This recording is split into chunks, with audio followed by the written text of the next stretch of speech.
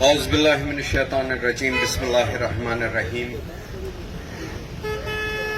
آپ صحافی دوستوں کا شکر گزار ہوں کہ آپ اس اہم موقع پر یہاں موجود ہیں اور ہماری اس آواز کو آپ ان کانوں تک پہنچانے میں معاون و مددگار ہوں گے جن کانوں کو یہ آواز سننی چاہیے۔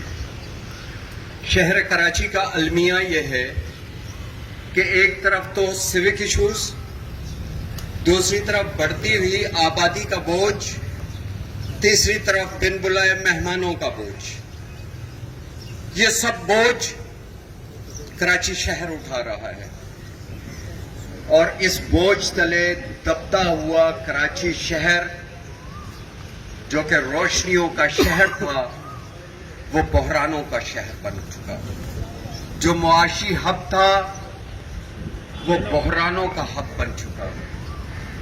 اس کراچی کے عوام کی حق تلفی ہر طرح سے کی جا رہی ہے۔ پانی ہے تو وہ ناپید، بجلی ہے تو وہ ناپید، گیس ہے تو اس کی لوڈ شیڈنگ، ان سب چیزوں کی نایابی کے باوجود بھاری بھرکم بجلی کے بل پے کرنے پڑ رہے ہیں کراچی کی عوام۔ اس مہنگائی نے کراچی کی عوام کی کمر توڑ رکھی ہے۔ بدقسمتی یہ ہے کہ نہ ماضی کے حکمرانوں نے اس کے اوپر کچھ سوچا، نہ اس کراچی کے عوام کو ریلیف دینے کے بارے میں کوئی غور کیا، اور نہ موجودہ حکمران کر رہے ہیں۔ جس طریقے سے آپ کو علم ہے محرم الحرام کی آمد ہے، یہ ایام عزا بالکل سر پر ہے۔ اس شہر کی انفراسٹرکچر کی صورتحال آپ کے سامنے ہے۔ ہماری عزاداری ونگ نے پورے شہر کے امام بارگاہوں اور جلوس عزا کے روٹس کے دورہ جات کیے۔ ہر طرف جو صورتحال ہم نے دیکھی کہ ہمارے جلوس عزا کے گزرگاہوں کی ایسی صورتحال ہے جیسے جنگ کے بعد کسی جنگ زدہ علاقے کی صورتحال ہوتی ہے۔ گٹر ہیں تو ان پہ ڈھکن نہیں، سیوریج کی لائن ہے تو وہ چوک، سڑک ہے تو اس پر 2-2 فٹ کے گڑھے پڑے ہوئے، اسٹریٹ کے پولز لگے ہوئے ہیں تو لائٹیں ناپید۔ یہ میں کوئی باتیں ایسی نہیں کر رہا جو آپ لوگوں نے نہیں دیکھی ہوں۔ یہ منظر دیکھنا ہو تو اس شہر کراچی کی سراؤنڈنگ میں کسی بھی آبادی میں چلے جائیں، کورنگی چلے جائیں، لانڈی چلے جائیں، شاہ فیصل چلے جائیں، ملیر چلے جائیں، ڈسٹرکٹ ویسٹ چلے جائیں، اورنگی، بلدیہ، کیماڑی، آپ کو ہر طرف یہی منظر نظر آئے گا۔ کیا یہ شہر جو ٹیکس پے کرتا ہے وہ صرف اس وجہ سے پے کرتا ہے کہ حکمرانوں کے عللے تللے خرچوں پہ خرچ کیے جائیں، یا کراچی شہر سے جو ریونیو کلیکٹ ہوتا ہے کراچی کی عوام کا یہ بنیادی حق ہے کہ ان کے اوپر اس ریونیو کا کچھ تو پرسنٹیج خرچ کریں نا۔ جہاں ہم بات کر رہے ہیں کراچی کے عوام کی حقوق کی حق تلفی کا، اس میں اگر ہم الیکٹرک کا ذکر نہ کریں تو یہ ناانصافی ہے۔ کراچی کی عوام پہ سب سے بڑا جو بوجھ ہے وہ اس مافیا کا پڑا ہوا ہے۔ میں لفظ مافیا استعمال کروں کہ الیکٹرک کے بارے میں اس کے بل اگر دیکھیں تو کبھی فیول ایڈجسٹمنٹ اور کبھی ٹیکسز کی بھرمار، اور پھر اس کے بعد ابھی حالیہ جو صورتحال ہے اس میں شنید یہ ہے کہ 8 روپے پر یونٹ پھر اضافہ ہونے جا رہا ہے، اور پھر گھنٹوں کی تاریکی، گھنٹوں کی لوڈ شیڈنگ۔ کیا یہ کراچی کے عوام کے ساتھ انصاف ہے؟ ہم صرف مسائل ڈسکس نہیں کر رہے، ہم اس کا سالوشن بھی پیش کر رہے ہیں۔ چونکہ یہ نیپرا کے انڈر آتا ہے اور نیپرا وفاقی حکومت کا ادارہ ہے، ہم وفاق سے یہ مطالبہ کرتے ہیں کہ کے الیکٹرک کی مونوپولی ختم کرنے کے لیے آپ اس شہر کراچی میں مزید پرائیویٹ سیکٹر میں ہی آپ نے دینا ہے، پرائیویٹ سیکٹر میں بڈنگ کر کے مزید کمپنیوں کو موقع فراہم کریں تاکہ ایک کمپٹیشن کی فضا پیدا ہو۔ یہ جو الیکٹریسٹی کا بحران ہے اس سے نجات حاصل ہو اور ساتھ ہی ساتھ ٹیرف میں بھی کمی آ سکے. یہ ہماری طرف سے ایک سلوشن وفاقی حکومت کو پیش کی جا رہی ہے آپ کے توسط سے. اس کے علاوہ جو ایک اہم مسئلہ ہے وہ مسئلہ انفراسٹرکچر کا ہے. کراچی کا انفراسٹرکچر اب ہم دیکھتے ہیں سڑکیں بن رہی ہیں اور 2 مہینے بعد دیکھتے ہیں کہ وہی سڑکیں بہہ چکی ہیں. اس کی بنیادی وجہ کیا ہے؟ اس کی بنیادی وجہ ڈرینیج سسٹم کا نہ ہونا ہے. اس کی بنیادی وجہ سیوریج لائنوں کا چوک ہو جانا، مین ہولز کا اوور فلو کر جانا اور سڑکوں پر بارش کا پانی جمع ہو جانا یا سیوریج کا. ساتھ ساتھ ناقص مٹیریل کا استعمال. یہ ناقص مٹیریل کا استعمال کیوں کیا جاتا ہے؟ پیسے بچانے کے لیے. پیسہ کانٹریکٹر کیوں بچاتا ہے؟ کیونکہ اس نے کک بیک دینی ہوتی ہے. میں صوبائی حکومت سے مطالبہ کرتا ہوں کہ اب چونکہ مرتضی وہاب صاحب میئر منتخب ہو چکے ہیں، میں امید ان سے یہ کرتا ہوں کہ اب جو انفراسٹرکچر بلڈ کرنے کے لیے جائیں گے تو کم از کم اس چیز کو وہ یقینی بنائیں گے کہ ککس بیکس نہیں جائے. خود اترے، مٹیریل چیک کریں.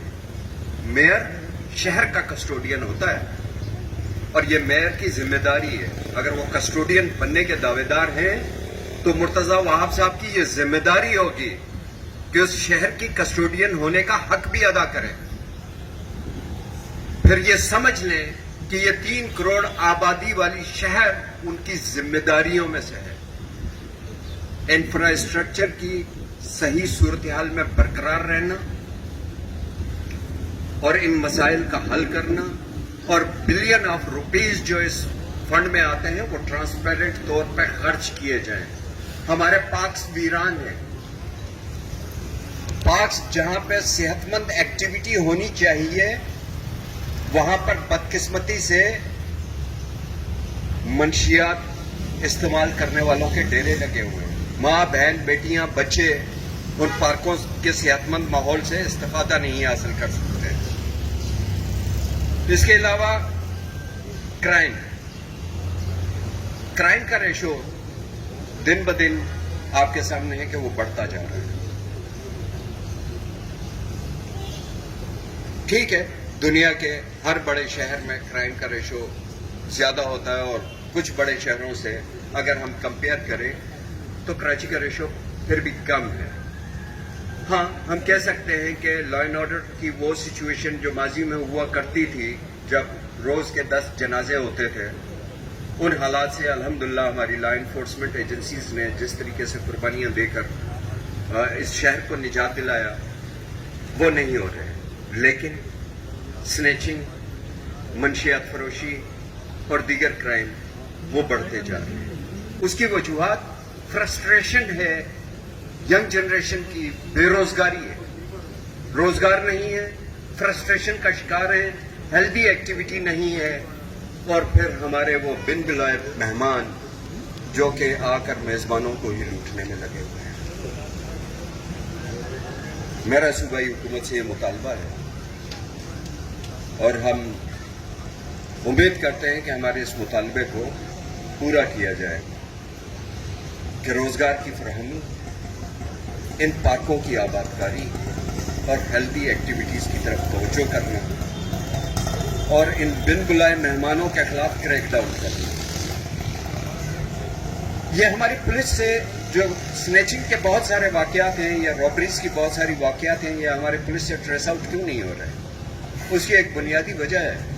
اس کی بنیادی وجہ ہے کہ ہماری یہ جو سیف سٹی والا کانسیپٹ تھا، ایک تو ہمارے CCTVs کام نہیں کرتے، دوسرا اگر کہیں سے ان کو ایک ایویڈنس ملتا ہے وہ فنگر پرنٹس کی صورت میں ہے تو وہ میچ نہیں کر پاتا کیونکہ نادرا کے ڈیٹا بیس میں اس کا ریکارڈ نہیں ہوتا. تو اس سے یہ ثابت ہوتا ہے کہ وہ پاکستان کی اس میں اسٹینڈ نہیں کرتے. وہ باہر سے آتے ہیں، وارداتیں کرتے ہیں، مال سمیٹتے ہیں اور باہر چلے جاتے ہیں اور اپنے سیف زون میں چونکہ محرم بہت قریب ہے، ہم نے آج بھی گزارش کی ہے کچھ میٹنگز میں مقدرہ سے اور اپنی لا انفورسمنٹ ایجنسی سے، اور انہوں نے ہمیں اس بات کی ایشورنس دی ہے کہ وہ اس کے اوپر کام کر رہے ہیں. اینڈ آئی ہوپ سو، ہم مجلس وحدت مسلمین یہ امید کرتے ہیں کہ اس کے اوپر مزید تیزی سے کام ہوگا. محرم الحرام کے دوران چونکہ شہر بھر میں جس طریقے سے علامہ مبشر حسن نے فرمایا کہ دنیا کی سب سے بڑی عزاداریوں میں کراچی کی عزاداری کا شمار ہوتا ہے، اور شہر بھر میں سینکڑوں کی تعداد میں جلوس اور مجالس منعقد ہوتی ہیں. ان جلوسوں کو، ان عزاداری کے پروگرامات کو فول پروف سیکورٹی فراہم کرنا، ہمارے جلوسوں کی داخلی اور خارجی راستوں کے اوپر واک تھرو گیٹس اور اضافی نفری تعینات کرنا، وہ ہماری حکومت کی ذمہ داری ہے، اور ہمیں امید ہے کہ وہ اس ذمہ داری کو احسن طریقے سے سر انجام دیں گے. ان ایام اعزاں میں جہاں ایک طرف ہم صوبائی حکومت سے بات کر رہے ہیں، وہاں دوسری جانب ہماری وفاقی حکومت سے بھی یہ گزارش ہے کہ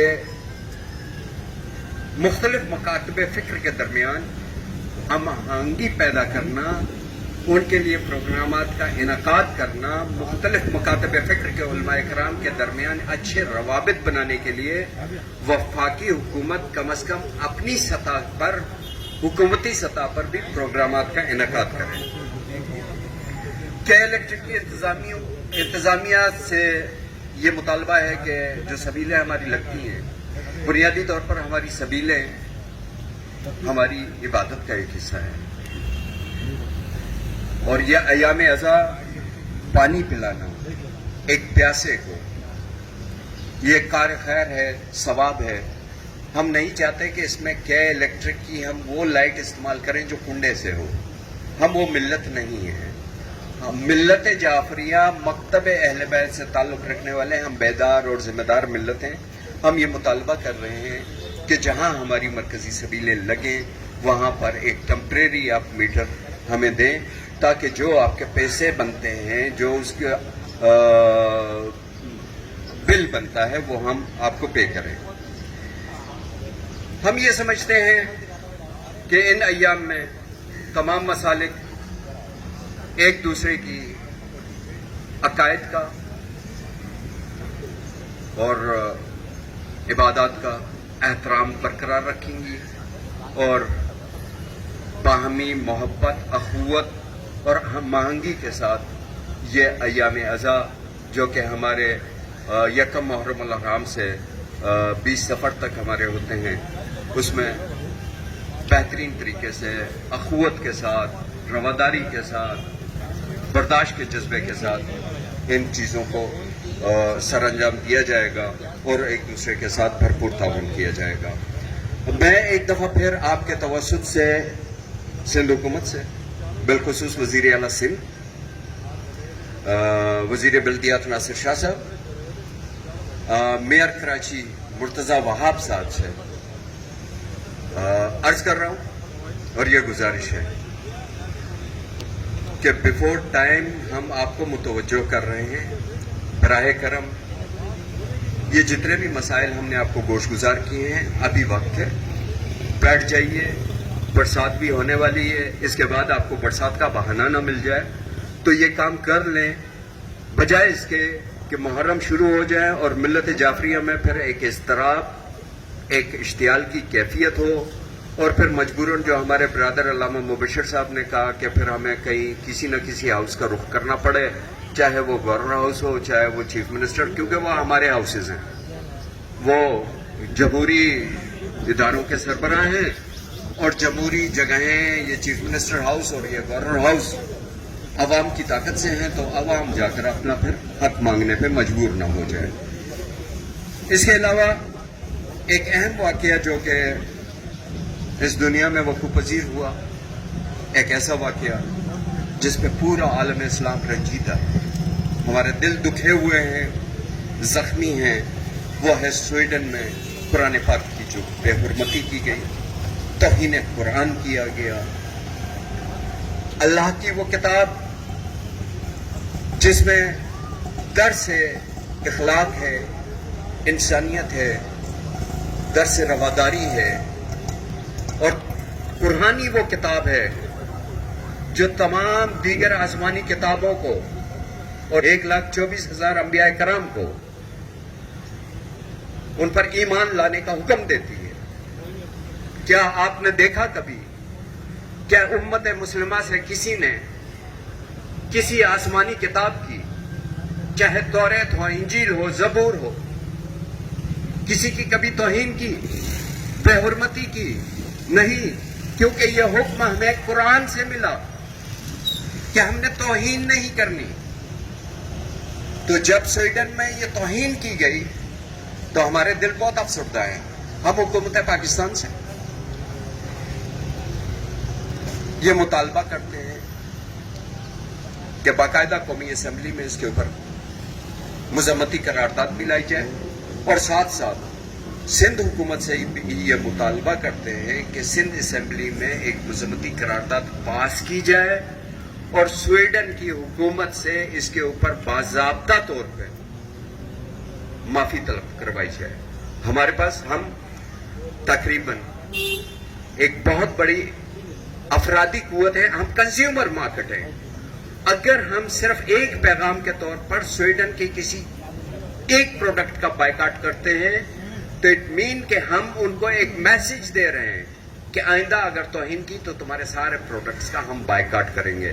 اس ضمن میں 7 جولائی کو قائد وحدت چیئرمین MWM علامہ راجہ ناصر عباس جعفری صاحب کی جانب سے 7 جولائی کو یوم حرمت قرآن پاک منایا جائے گا، اور اس ضمن میں کانفرنسز بھی ہوں گے اور احتجاج کے بھی مراحل ہوں گے۔